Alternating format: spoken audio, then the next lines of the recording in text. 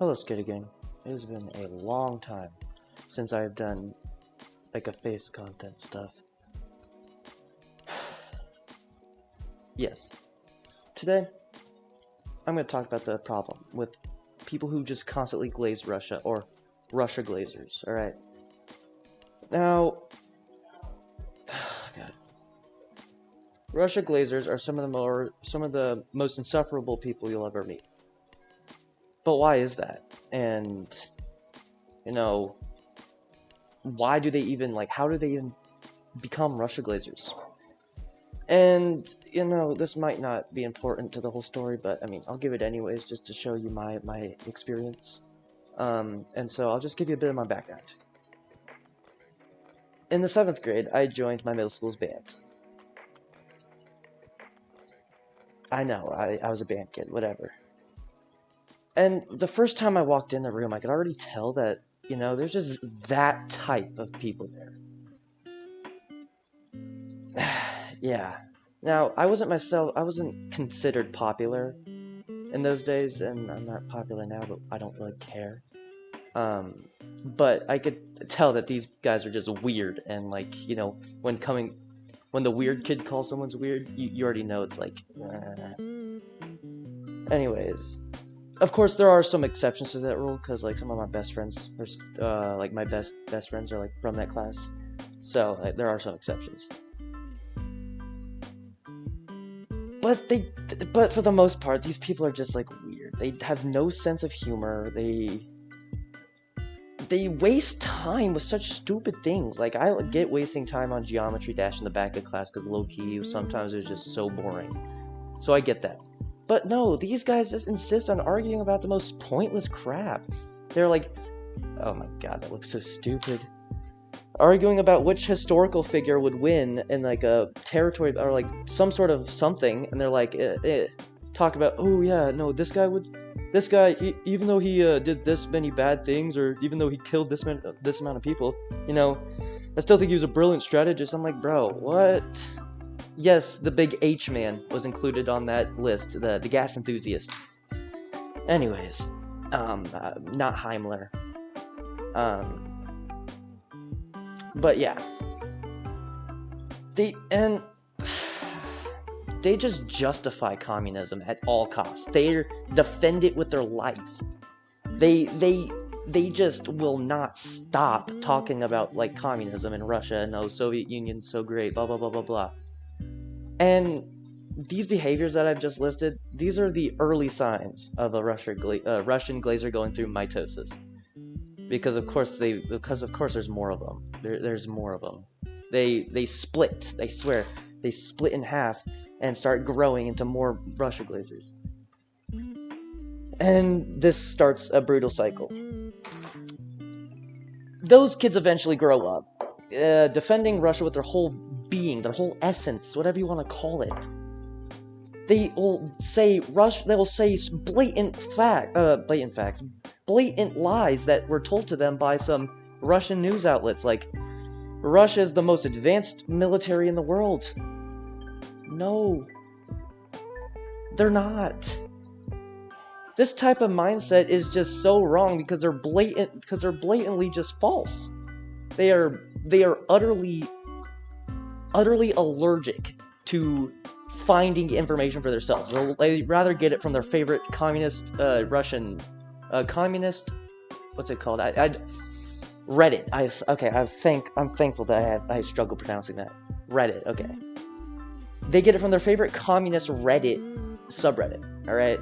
They're the type of people to argue that, you know, the average Russian tank would absolutely dog walk a American tank or any other NATO tank, and I'm like, oh my god, these guys with their War Thunder logic really piss me off. Yeah, they'll be like, yeah, well, Russian tank have better slope armor and more ERA.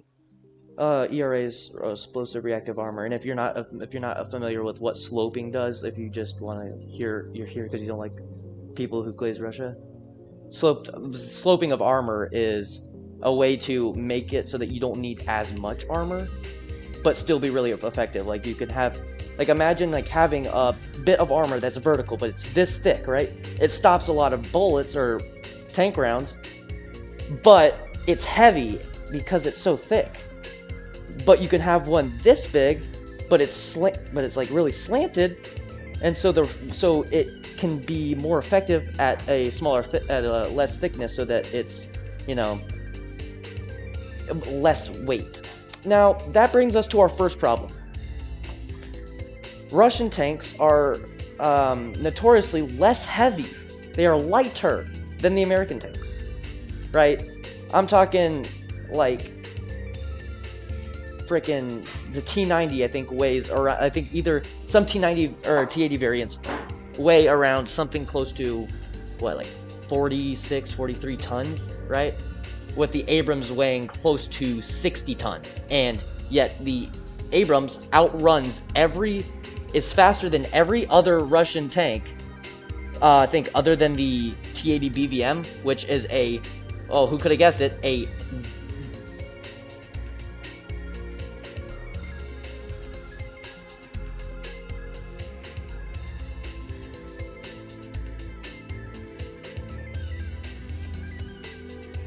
gas turbine version of a T80. You want to know what the Abrams has? Gas turbine. I'm not saying that the Americans were the first ones to use it, because I'm pretty sure those were the Swedes, first ones to put a gas turbine into a like a combat vehicle. But yeah, I mean, like, the only reason they were able to ever get something fast enough was in the BVM.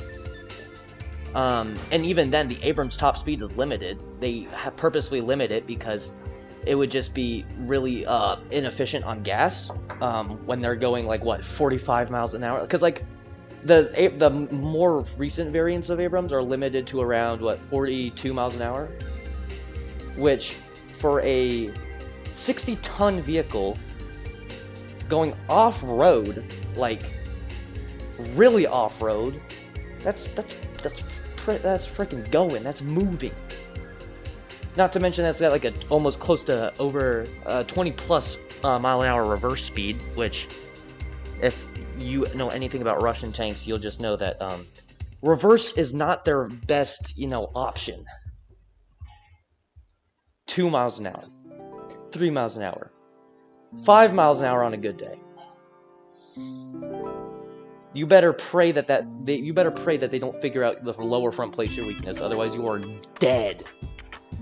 That brings me to my second point. That whole lighter, and that brings me into the fact that one of the good things about the Russian tanks, right? Low profile, very low to the ground, right? Now, that is good for like being more concealed, not being able to be seen as easy. But what that also means is that it does not, suit its crew well, alright? The Abrams crew, if the Abrams crew has like a lot of space, like the driver has a reclined, padded, like cushioned, very cushioned, reclined seat.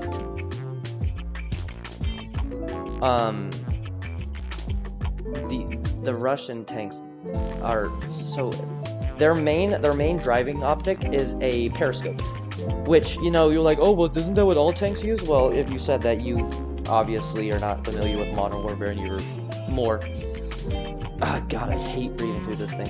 You are more leaning towards World War II era and maybe a little bit later vehicles. But no, we use cameras now because they help a lot with the visibility, because your periscopes don't offer as wide of a view, because you're only looking through a port this thick, because anything bigger and that'd become a decent target to, like, yeah, well, you get the point.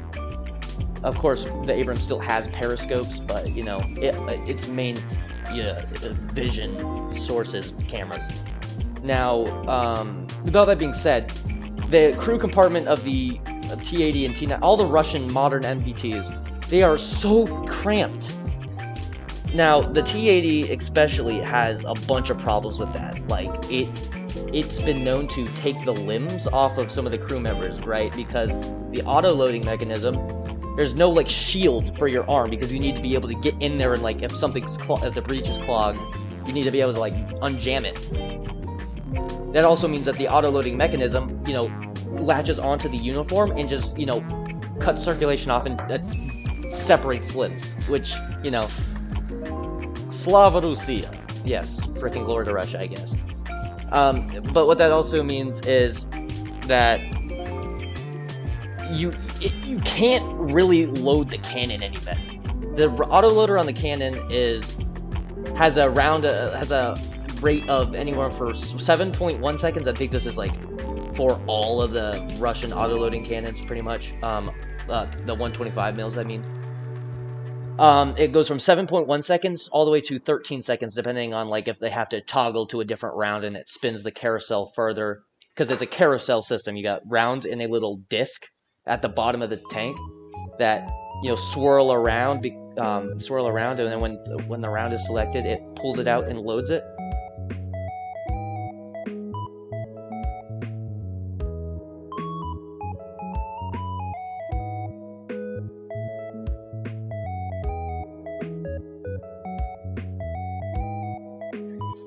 It's a good system. It's a good idea. Good system. I'll give them that. All right.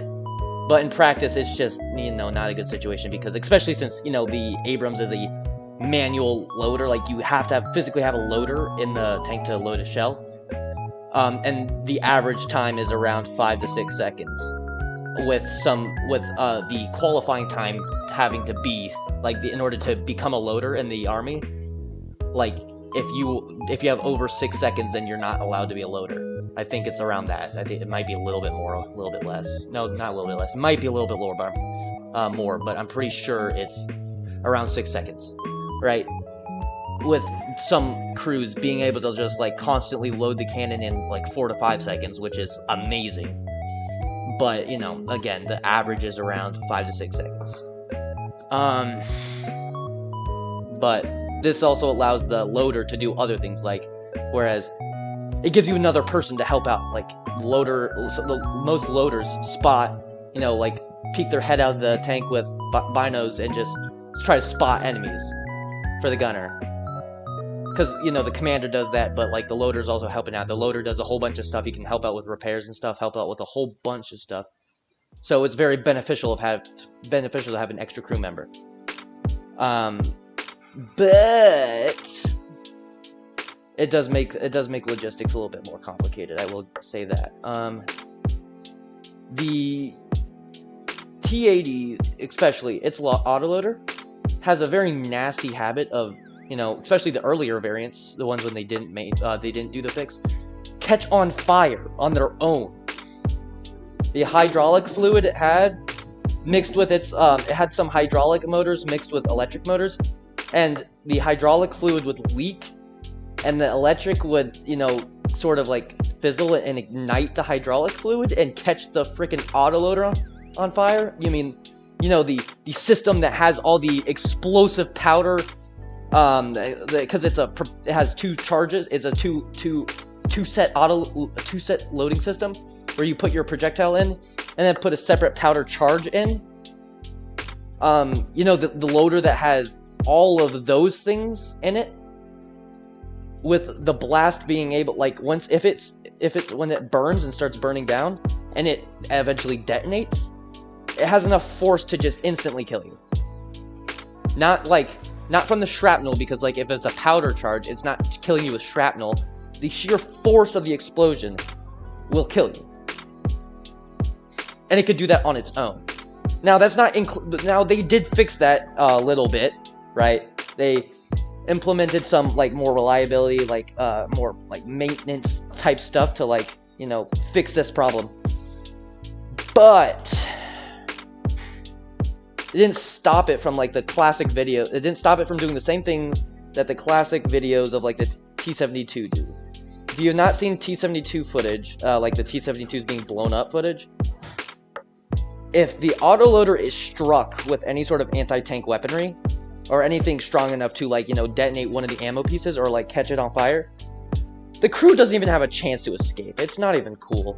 You just see like the sparks of a shell impacting it, and then literally a second at most, maybe most of the time just milliseconds later, the turret, Russian space program. like, and goes like way up in the air. Great, but a lot of the times that still happens, and so that's no bueno, no bueno. Now the T90, their actual most advanced tank, if you know what you're talking about, because I would not consider the T14 Armada advanced or, you know, real. I know it exists, but when it's doing its propaganda parade and it breaks down mid-parade, it's hard for me to take it seriously. Anyways, so the T90, their most advanced tank, right? It's based off of, it has elements from the T64, but mostly the T72. Right? Oh, that's also, should say that about the T80. The T80 is like derived, basically an upgraded version of the T64. But yeah, so the T90 is mostly T72 upgraded, but you know, has some elements of the T64 in it. But it's so obvious what they're doing. They'll be like, oh, this new advanced ERA, blah blah blah blah blah. The fact of the matter is, you're using an old tank, slapping a bunch of ERA on it so that it can be somewhat, like, modern, right? And people will be like, these Russian Glazers will be like, well, that's because it's a good design. It's a good design that it's still in use after all this time. If it was a good design, they wouldn't have to make constant changes and, like, add an ERA to it for it to still be relevant. Look at the Abrams, entered in service around, like, the early 80s. Right, not nearly as long as the T64, but I mean, it has been in service for like a while now. Like, I think close to 40 years since its early 80s, close to 40 years, and only the recent versions have been getting ERA packages, and even those, even so, those ERA packages are only on the sides of it, and they're supposed to protect against like these really new advanced, like super advanced launcher guided type of things, launcher fired missile type of things, right? If you notice the M1A2 SEP V2 and the newer SEP V3, oh, I think the SEP, just the regular SEP has it too. They have these ERA panels on the side of it called Tusk, but you also notice that it doesn't have it on the front. No ERA on the front. That's because the composite, the depleted uranium composite armor it has is able to withstand some pretty freaking heavy hits, like it was designed to. Not like War Thunder, not like War Thunder models it. I hate you, Gaijin, but I'm also addicted to your game. Anyways,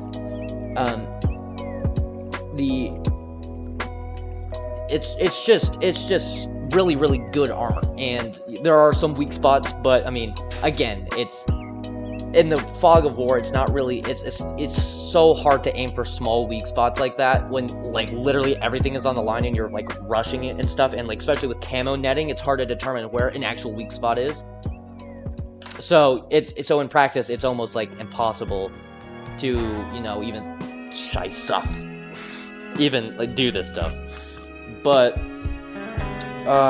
yeah, so the whole point of this is, you know, Abrams does not need that much ERA. It doesn't even need ERA, it's just helpful and improves crew survivability and, you know, takes down some losses of units. Now, all that being said, I will say that, you know, the T90 is lower profile, is also really good at hiding weak spots, even though its entire lower front plate of the lower front armor plate is just an entire weak spot, but we'll not get into that. But yeah, its frontal ERA is pretty damn good. I will give them that.